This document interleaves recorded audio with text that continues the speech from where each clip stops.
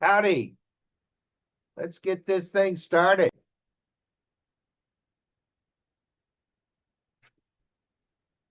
Howdy, y'all. I'm Jim Potts, and I am Congressional District 3 Democrat Secretary.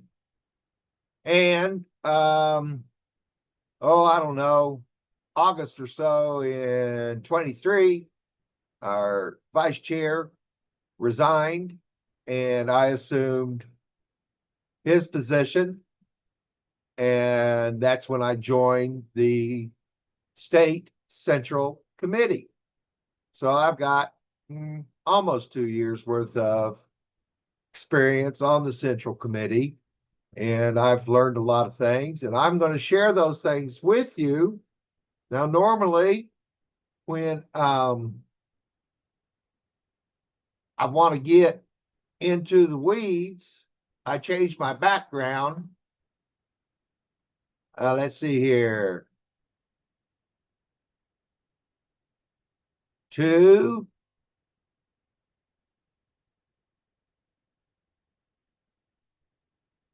getting in the weeds, Jim. All righty. So here we go. I'm going to share my, where to go?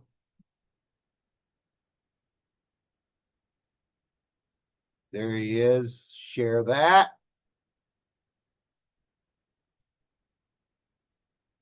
Boom. Here we go, guys. 2025 Oklahoma Democratic Party State Central Committee overview, an explanation of the ODP Constitution and Bylaws, the old C&B as we refer to them, and a perspective of me, my experience and understanding of the State Central Committee. Okay, so next slide, please. Ruh-roh. There it is. All right. Here's the story. When I was working on advocating against House Bill 1027, I took a look at the Oklahoma Constitution to find the Bill of Rights in Article 2, Section 1, political power. All political power is inherent in the people. Okay? So that's essentially what the U.S. Constitution has to say. It's what the Oklahoma Constitution does in fact say. And likewise, our Oklahoma Democratic Party Constitution is so structured that all political power is inherent in the Oklahoma Democrats. Okay? So, in essence, we are a democratic republic where we elect the next, we elect our representatives, and those representatives are responsible for expressing the desires and wishes of the members of their political units. Okay, so where are we at here? I got to move a bar around so I can see. Okay, Article 7, Powers and Duties, Section 7, State Central Committee. Okay, here's what I was just saying. The State Central Committee shall act for and on the behalf of the state convention when it is not in session, except for those matters exclusively vested in the state convention by this Constitution. Okay, the only thing I can think of top of my head that's reserved is the state convention must vote on allowing independents into our primaries. There may be some other things I just haven't run across. All right, moving on. The State Central Committee must approve an annual budget, the additional disbursement of funds not covered within the approved budget, and approve of any loan taken out in the name of the Democratic Party. Man, all that makes sense, pretty straightforward. Ooh, conduct an annual review by a qualified, detached, and impartial committee of the financial acts and activities of the party and all controls upon the disbursement of funds and the taking in of funds, is what I assume that means. The review shall include a review of bank statements, monthly reconciliations, test of a repetitive sample of income and expenses, federal and state compliance, and federal and state taxes. Said report shall be made available to any Democrat upon reasonable request. Okay. Here's one. Item C, Section C. Assist Democratic nominees in all aspects of campaigning. Okay. Well, we're all down for that. I point out that it says nominees and not candidates. Okay. We as individuals, of course, can support whomever we wish. But nominees implies to only support Democratic candidates who have won the nomination through the primary or through the Democratic National Convention, which is pretty much how nominations are gained for Oklahoma Democrats. Ooh, act as evangelists for the Democratic message to the party membership, Democratic organizations and their members, and the general public. Okay, enough said. We just need, I think the message actually is pretty clearly pushed down from the state leadership. So it's pretty straightforward. I think it's three things. It's like education, healthcare, jobs. Boom. That's it. That's all the message we need. Okay. And take other action as specifically directed by this Constitution and supporting bylaws. All righty then. Let's move on. Powers and duties, Article 7, Section 7. The State Central Committee. This is continued. Notice that it's paragraph F or item F, whatever. The State Central Committee shall have the authority to, right? The previous one, whoops, states is imperative. The State Central Committee must, these are imperative, shall do these 5 things. However, we also have the authority to call meetings of the state convention, propose bylaws, procedural rules, and resolutions to the state convention, draft and adopt a plan to govern the presidential delegate selection process pursuant to the direction of the National Democratic Party. They probably should have transposed that for Democratic National Party, DNC, as we all know, but maybe that's different. However, I would say that we dropped the ball on this in 23-24. So we'll know better now, and we're going to be on top of it this time. Okay. Provide leadership and direction for and to all Democratic organizations within the state. All right. Establish both long and short-term goals and plans for achieving them for the party. Dude, let's get on it. Implement such policies as may be established by the state convention by resolution. And it, the State Central Committee, shall not have the authority to abrogate any such resolutions. Okay, so If the state convention passes a resolution, says the state central committee shall meet once a month. Well, we're going to have to do that. All right. And figure out how to accomplish that goal. All right, moving on.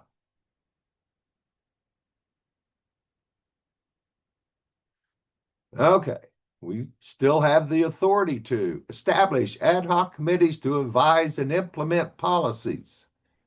Establish a state office. Well, that's easy. The state office is already established.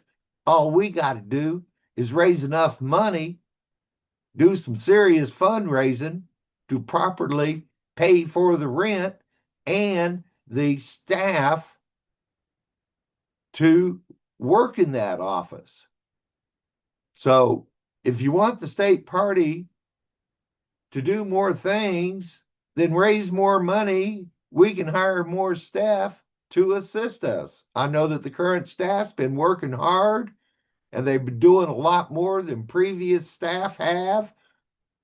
So all of us have been getting good use and good advice out of the current, but think what could happen if they hired even more or paid people more. They might be more inclined to stay for a while. We wouldn't have any big turnover and such. Okay, moving on.org. Proposed request workshops for Democratic candidates, campaign staff, and party officials. Whoa. Everybody that attended the Campaign Academy, please raise your hand. Okay, great. That's good. Wasn't that wonderful? Didn't you learn a bunch of stuff? Man, we need to do that frequently or more often, maybe, or at least once a year. Okay. All right, here we go. Paragraph O. Order an audit, financial or otherwise, of any Democratic organization whenever deemed appropriate. Any costs of such audit shall be borne by the state party. Oh boy, points back to fundraising. Let's get serious about that, y'all. Okay, appoint a committee or committees to conduct audits of the financial affairs of each congressional district. What? The committees shall be established by March of even number years. I don't remember having done that in 24. And shall make a report by May of odd number years. Oh, wait. Has anybody got a report of the audit of their congressional district? Yikes. I don't think I have. Okay. Determine the location of a meeting of the biennial state organizing conventions from among bids submitted by the state chair, county central committee, and/or congressional district central committees from Oklahoma. Okay, well, we tried to do that, but we were too late in the game. Apparently, all the seminar centers start booking up sooner than they used to. So we need to get on top of that. I mean, every bit of year and a half, maybe even that will be the first thing we do this summer when we meet up. Get her figured out, get our bid in, lock her down, and get on down the road. Okay. Oh, here we go. Take other actions not authorized herein as may deem to further the goals of policy or not otherwise in conflict with the Constitution and bylaws. Okay, that's the old cover your. We can do a lot of stuff, and but if we did like A through Q, that's a lot of stuff. We may not have time to take other actions, but if need be, we have the authority to do so. All right.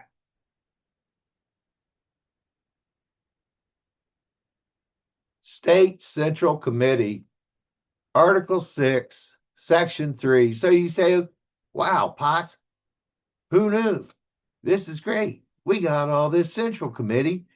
that can act on behalf of the full state convention and help determine the direction and policies of the Oklahoma Democratic Party. In other words, if you don't like the way things are going in the Oklahoma Democratic Party, a means of doing something about that is through the state central committee.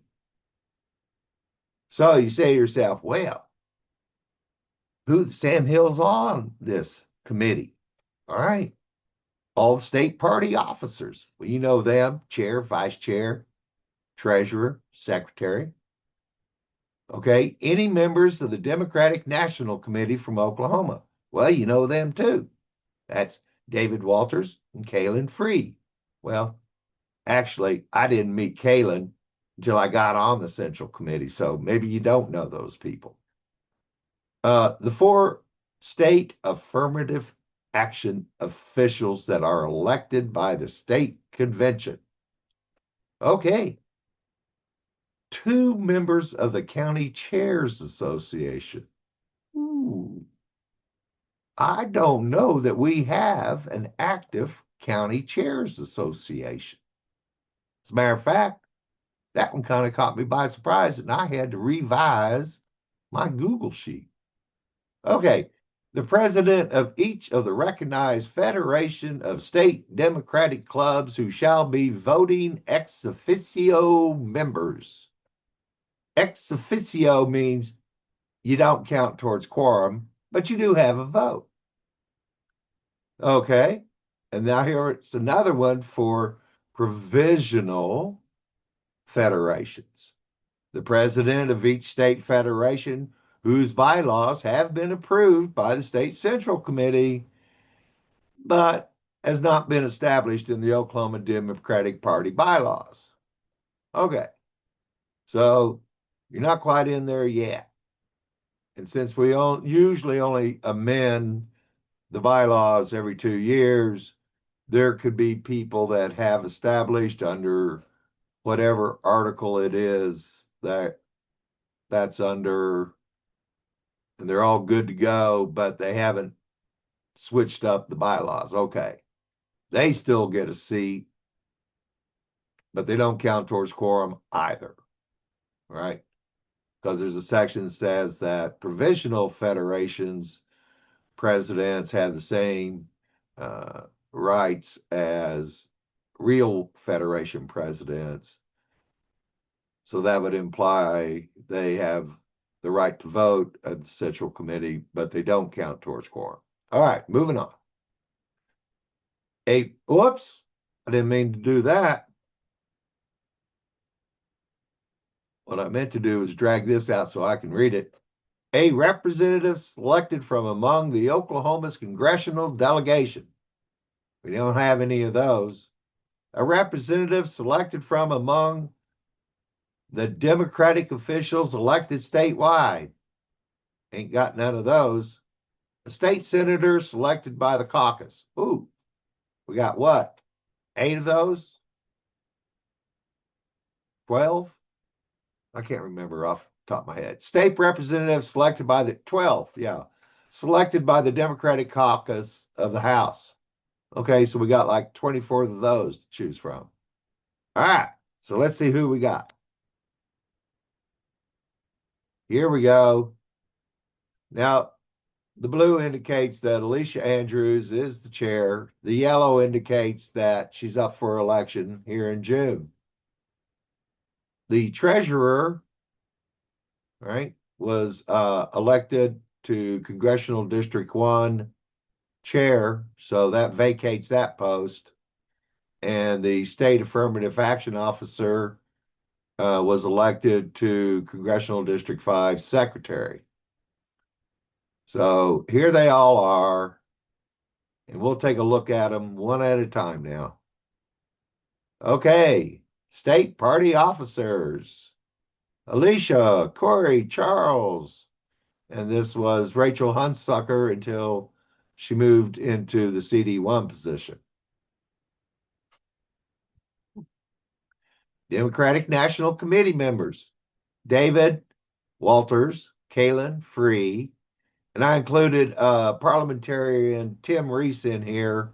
Although he's not a member of the State Central Committee, his name is called on the roll call so that we know he's present and the minutes will reflect that as such. All righty, here's all of us. Yay!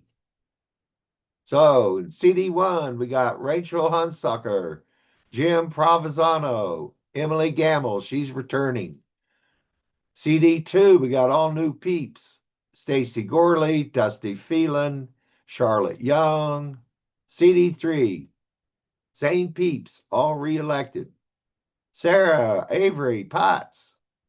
CD4, couple of new people. Carol Aseo as chair. Travis Darling returns as vice chair. And a new secretary, Katie Kane, because Charles Peden moved up to state secretary. All right. CD5, Hokey Smokes, all new people. Mary Jo Kinsey as chair, Ward Curtin, vice chair, Rachel Morse, secretary. Well, she's not new because she used to be AA1 and chair of the Affirmative Action Committee. Let's move on. Speaking of state affirmative action, here are the 4 elected officials. Okay, I'm going to put together maybe another video on state affirmative action. Just know that the State Affirmative Action Committee is composed of these 4 elected officials, 5 appointed by the state chair, and each of the district affirmative action officers. So that's 2 times 5 to make 10, plus 5, 15, plus 4 is 19. All right. So that's Matt Lucas out of Cleveland County, Amber Jensen out of Woodard County, and Joshua Harris still presumably out of Oklahoma County. And they're all up for re-election, and we have the vacancy left by Rachel Morse. All right, 2 members of the County Chairs Association, one of which shall be the chair of a county party with 9 or more delegates to the state convention, and one of which shall be the chair of a county party with fewer than 9 delegates to this. I don't like the way that's worded. Oh, 9 or more. Okay, great. I got it now. And fewer than 9. All right, so here's what we got. 9 is the total delegation. So if you assume all of a county's officers are filled, that's plus 5.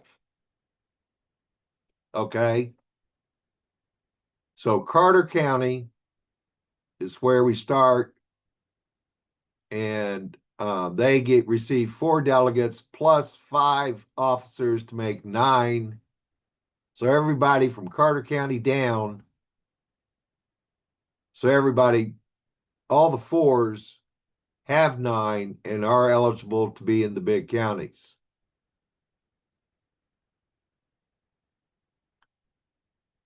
But this gives you a feel of what we're talking about when we're talking about big counties.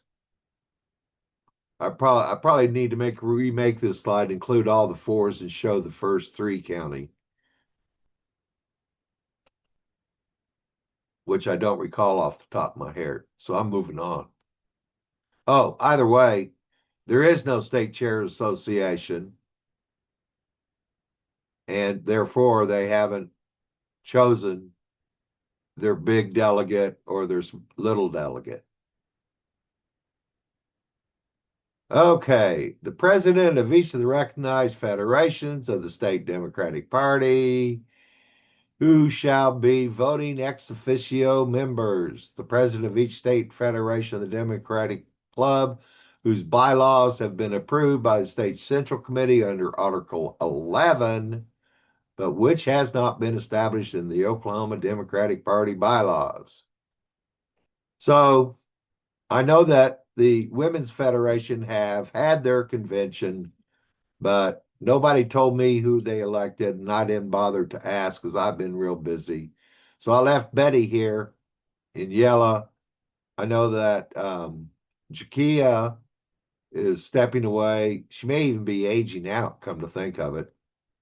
I believe that Tate's going to step out from this is the Stonewall Federation, but I just abbreviated it so it fit.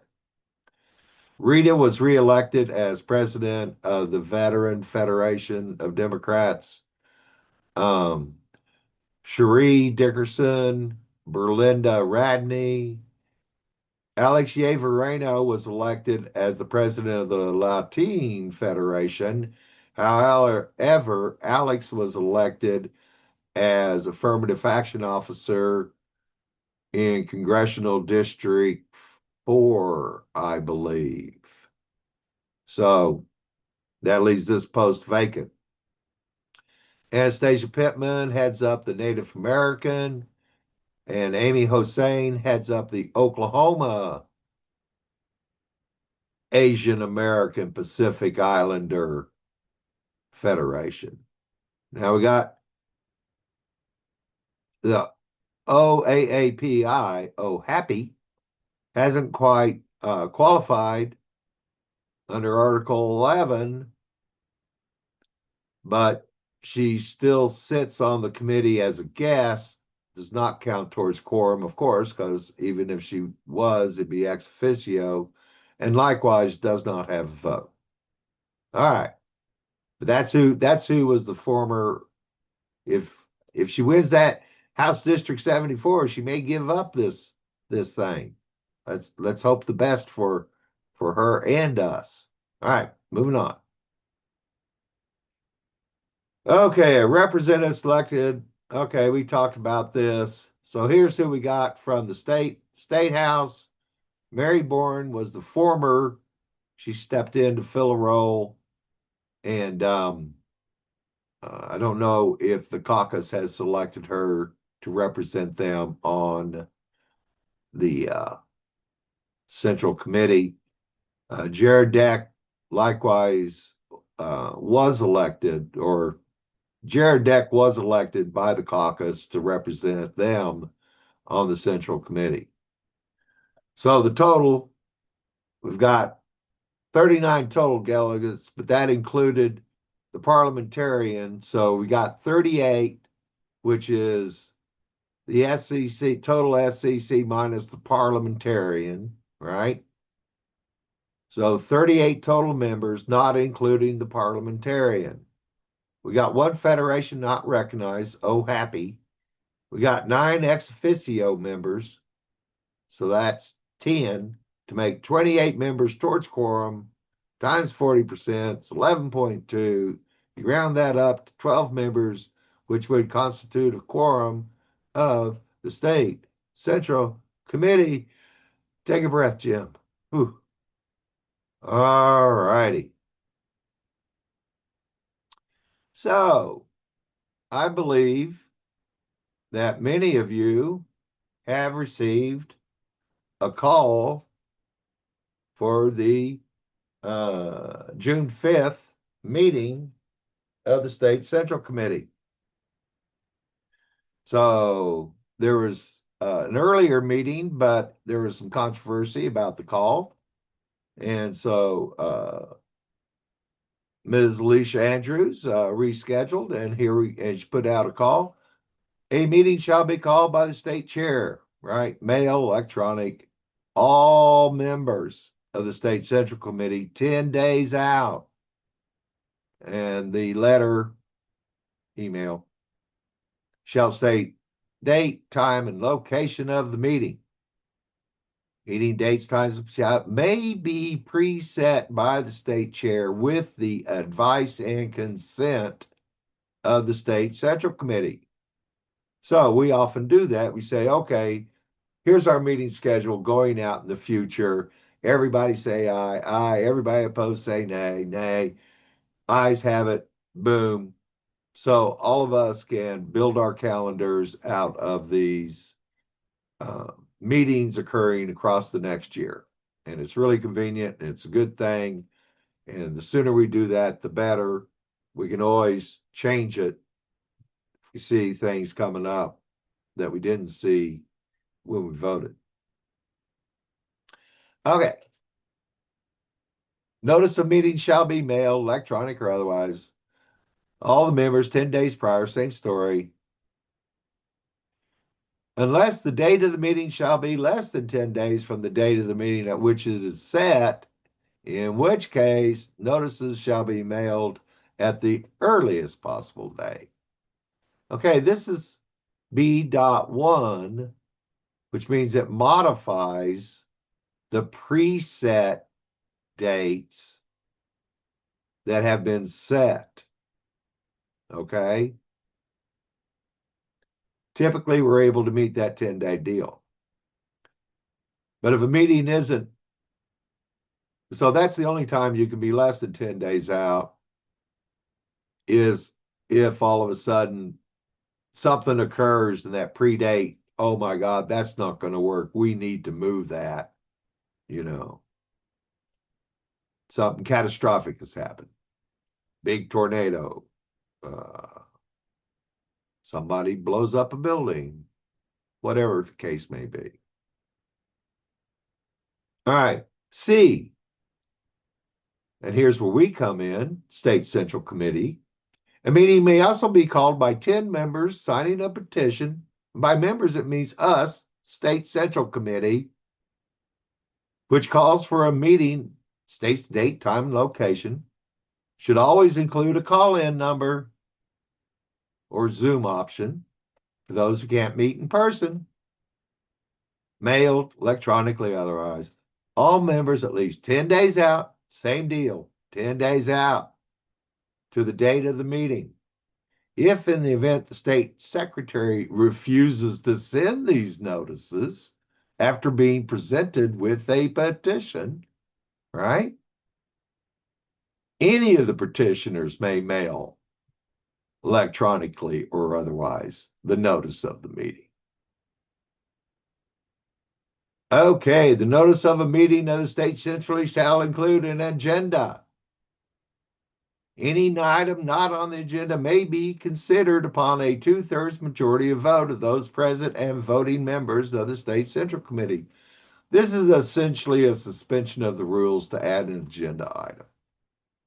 That's a Robert Rule of Order thing, but here it's called out clearly. A copy of the previous minutes meetings if the meeting is called pursuant to bylaw A and B. Okay, if you remember, A was a meeting called by the chair. B is a preset meeting date called by the chair and approved by the State Central Committee. C is not included there, right?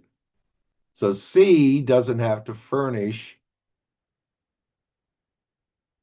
the minutes from the previous meeting because maybe the secretary hadn't hammered them out yet. All right. Or maybe the secretary won't send them to you. So we aren't required, if we call a meeting by petition, to furnish the minutes. Okay. Minutes of the State Central Committee meeting must include all votes of the committee and a brief exposition of the discussion of the opinions of the discussion reflecting the opinions expressed. Fair enough. Take note, Charles. You got to write down what people are saying to boot. Okay. Moving on. This is still the State Central Committee call. This thing was really lengthy. I couldn't believe it. Open to the public, except when we go into executive session, in which case we can exclude anybody that is not a voting member. For personal cases or other matters upon which a 2/3 majority vote. Other matters means we can go into executive session anytime for anything, but that doesn't lend ourselves to being open and transparent. Moving on. All votes shall be taken in open session. So if we talk about stuff in executive session, we have to come back and vote on them in open session.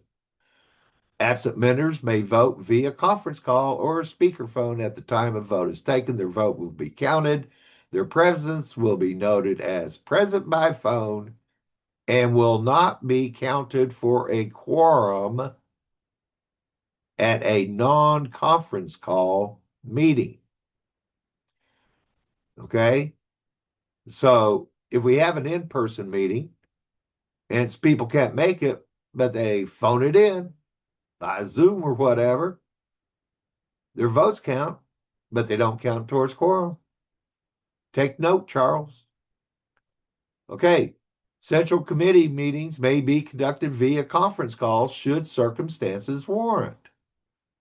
However, business may only be taken up if there is a preset agenda which sets forth those items to be considered, a quorum is satisfied, and minutes are to be taken to be ratified at the next regular meeting. All votes taken must be seen or announced by all participants.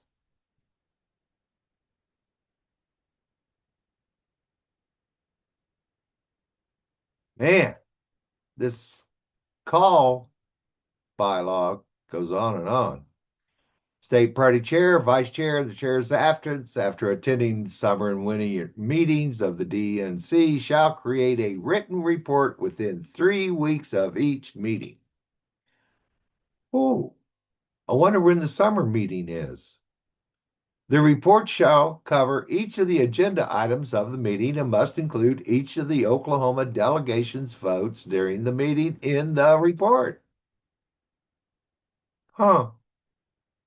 I don't remember seeing any meetings reports from the winter meeting 2024-25 or the summer 24. The report is to be submitted to the Central Committee and to be accessible from the ODP website homepage under a tab titled Reports. To promote transparency, the State Central Committee meeting agenda is to be accessible from the homepage of the ODP website 48 hours in advance of said meetings under a tab titled Reports. Approved minutes of said meeting are to be accessible from the homepage in the same manner. So here we are. Here's the homepage. Oh, I don't see a tab labeled Reports. It does kind of beg the question, what was the state convention thinking about micromanaging the layout of the Oklahoma Democratic Party homepage on the website? I don't know, but I think there is sense for it. We can argue it one way or the other. I think it's probably easier to comply. One man's opinion. No. One state Central Committee member's opinion. Okay, so you've received your call to the June 5th state SETCOM meeting. What's next? Well, read your call to the committee meeting email. Open it up and read it. Review the minutes of our last meeting. Review the agenda. Check with your district central committee members and fellow district officers and or your federation leadership and fellow federation officers. All right, talk to each other. Say, hey, have you seen this agenda? I think it's missing some stuff. I think we need to put some stuff in there. Okay. So make request additions to the agenda to the chair. Can't get a hold of the chair, to the secretary, to the executive director. But I've found Alicia pretty responsive. When I call her up, she answers the phone. Okay. And then the last thing, there were some attachments other than the meeting minutes and agenda, there is the standard report to the committee. So complete that, Rascal, and submit it to the state secretary and the ODP executive director. What report? Well, hopefully, at your transition meeting as district officer or federation president, they handed off access to the previous meeting's report because it's always easier to edit an existing one than to start from scratch. Okay? And this is what they kind of look like, and they're very similar. Here's the district report. Here's the federation report. So these two boxes pair up. Those two boxes pair up. Those two boxes pair up, and that is box no. This is about, for the districts, how many federations you got in your district. You know, these reports are actually like a push poll. They're not only are we concerned with how each other's doing, and the state leadership's concerned with how we're doing, but these reports are encouraged you to take action, One of those actions is for districts to talk to the federations and for the federations to talk to the districts. And that way you'll know how many federations or clubs are in your congressional district. So here's the district report. This is the first page, top half. Here we go.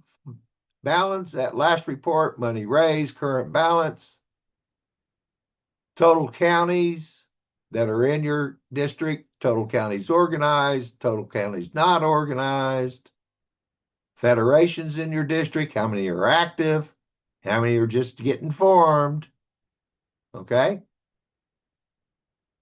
Events since the last meeting, district-wide.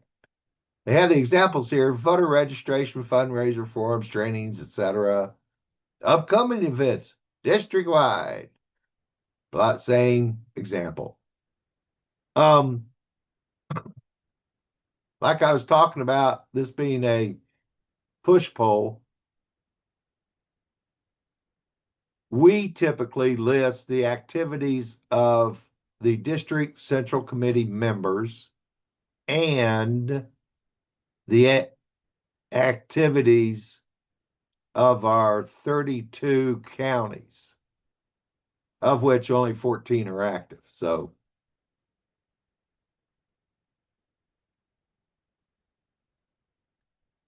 any media appearances, have you or your chair or somebody, county chair, somebody made the newspaper, somebody made the TV news? Well, get them listed, right? How about candidate recruitment? Are we all on top of that? Are we all doing our candidate recruitment?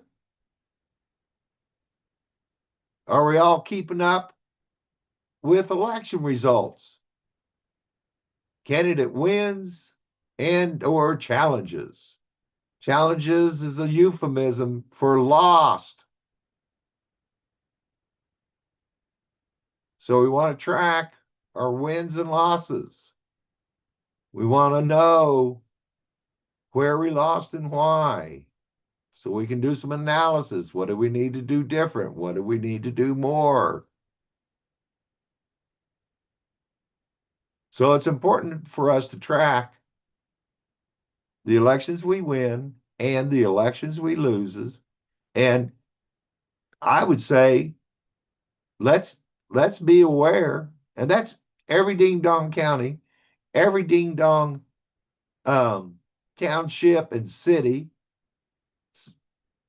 council, board. Townships have trustees, I believe. School boards, every darn independent and dependent school board you got. Every county commissioner, county clerk, county assessor, yada, yada, yada. How many? You know all the House districts, all the Senate districts, wholly or partially in your district? I think this is going to be a little tougher for the federations. So here's the summary. And I see this as here is the emphasis of what a district officer needs to be doing. Right? We can all get better at raising money. And I was talking about that earlier, about paying the rent and the staff at ODP.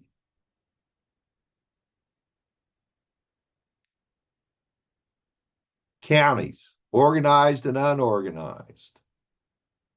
We all need to be supporting our organized counties and helping them, and looking to stand up unorganized counties and start building our infrastructure. Federations in your district, let's open the dialogue between the district parties and the federations. There's a lot of overlap. We can do combined events. You know, one hand washes the other. So let's get cleaned up and start shaking hands and working together and getting stuff done. Okay, the events by your district officers and your counties. We want to know, are your counties meeting regularly? Do you know if your counties are meeting regularly? You got to ask them.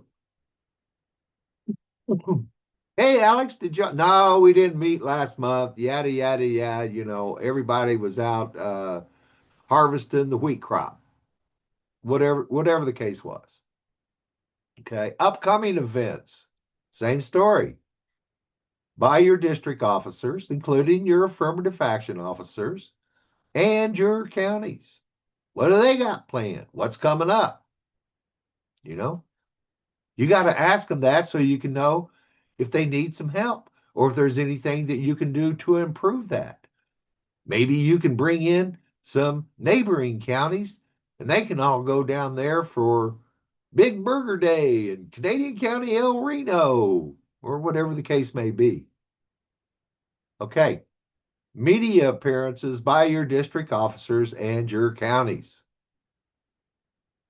Candidate recruitment throughout your district.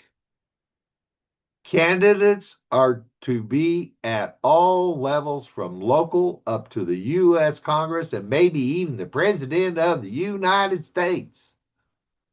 He could be a descendant out there in Bug Tussle, CD2. All right. Candidate wins and challenges, same story. We need to be tracking that stuff so that we can be thinking about the data. Who voted, who didn't, who turned out, where are our organized counties having an impact, where are organized counties not having such a good impact, where are our federation clubs helping out and doing us some good, getting that vote out, GOTV, right? Okay, federation's the same story. I cannot emphasize, look, just like I was the worst precinct officer ever, I'm probably the worst fundraiser ever. I need to get more serious. That's that volunteer ladder. I need to escalate, got to climb, got to get up there, got to start doing it, start bringing in the money, be a rainmaker. Okay, total chapters. quantity of counties organized and unorganized. I pity the fool that's a federation president, because there are 77 total counties in Oklahoma. But wouldn't it be great if the Federation of Democratic Women had a chapter in every ding-dong county in Oklahoma? Ooh, dang. Poor old Jim be driving out to Boise City just to drop in on the good ladies of Cimarron County. I probably have to hit Texas County and Beaver County on the way home. All right, but I'll do it. I just need to get them stood up. Likewise, the events by your Federation officers and your chapters and clubs. Upcoming events, same story. Media appearances. Candidate recruitment in all counties, chapters, clubs. Uh-oh, I didn't get that S fixed. Oh well. Candidates are to be at all levels. Same story, except for federations working on it too. These are the things we need to be working on daily, weekly, monthly. If we're going to start winning elections in Oklahoma, we need to start doing these things and applying our efforts. Now, I'm an old retired guy. I got 40 hours a week I can devote to the Democratic Party, but not everybody does. Not everybody. Some people got a real job. They have families, kids in school, soccer games, all kinds of stuff going on in their lives, and they can't devote as much time as I'm able to. But that's why recruiting and maintaining membership, as more people become active Democrats, it lightens the load on all of us. So that's the number one deal. It's growing the damn party at the grassroots level. Okay? Now here's just a friendly reminder. This is left over from my previous YouTube for the counties. For the districts and federations, to do your transition, there is a checklist. Go through it. Get her done. Write the minutes of your transition meeting. Submit them to the state secretary so he can put them on the tab Reports on the web page. All right. I'm going to conclude here. After you've had your transition meeting, here are the suggested best practices. And this is the Stacy plan. And in my opinion, those are the best practices. 4 parts: analyze, strategize, organize, energize. Simple as that. Get together with your state central committee officers. We need to start analyzing and strategizing what and where the party needs to go. We need to convene a general body of your district, counties, or federation club leadership, right? CD3 holds general body meetings. We try to do it once a quarter, where all our county chairs and their other officers are invited to a big old Zoom. We field questions and give answers, or say, dang, I don't know, but I'll find out. Okay? But anyway, call a big general meeting and propose your plans for the future that you develop from your analysis, and tell them the strategy and how they can go about organizing and energizing their organization. Right?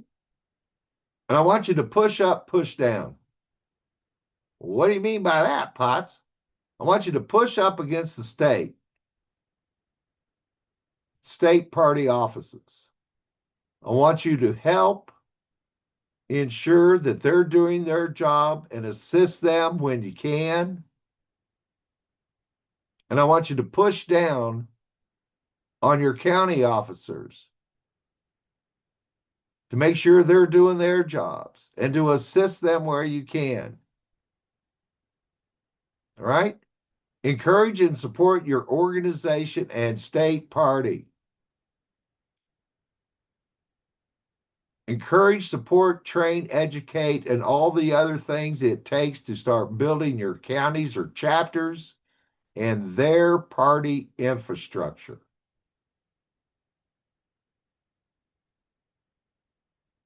Stacey Abrams said, breathe life into the state party.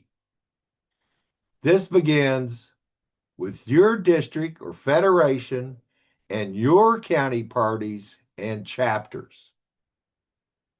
So let's implement this. You know my motto, I want to put the fun back in the party. So that's part of breathing life. So we need to have good, lively meetings that are informative and helpful and fun to go to. We need to have events that are likewise informative, helpful, fun to go to. I know the big things catching on is the build the community. Well, that's exactly what we need our precinct officers to do, is build the communities of Democrats inside their precincts. Have coffee with Democrats once a week.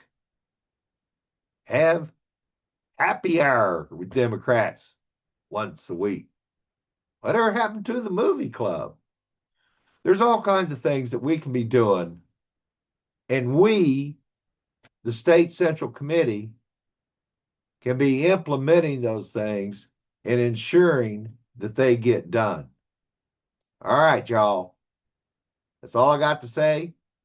And I appreciate your time to watch the video. I'm going to stop my share here. All right. Well, I'm still in the weeds, but I'm trying to get my way out. So I want all y'all to give this some thought, to bust out your copies of the ODP, Constitution, and Bylaws and study up. I want you to read your email that had the call to the convention, state committee meeting. Look over that agenda. Maybe you got some thoughts of your own. And as always, give me a call, shoot me a text, send me an email. If you send me an email, send me a text. Say, Potts, read your email. If I don't look at your text, call me on the phone and say, Potts, check your text. Text will say, check your email. I'll check my email. Okay? I love y'all. I'm really looking forward to meeting some of you for the first time. And I'm looking forward for a good and fruitful, productive Central Committee meeting that will set the stage for us going forward into 25, into the big gubernatorial election year of 2026, where we can do all this groundwork up through wintertime, be building up our precincts, building up our counties. So when those candidates file in April, we'll have people good to go, know how to run minivan, willing to get out there and knock doors, make phone calls, write postcards, letters to the editors, all them things. We can do it. We can turn this state around. But it's going to take hard work, and it's going to take sincere effort. I know if you're involved in a lot of other things, I say, cut them out. Oklahoma Democratic Party needs to be number one priority in your life. Well, okay, maybe not number one, but take it darn seriously and realize that we can make change, but it's going to take effort, and it's going to take conviction and determination. And I think we all have that in us. So let's do it. All right? Yay. Go blue.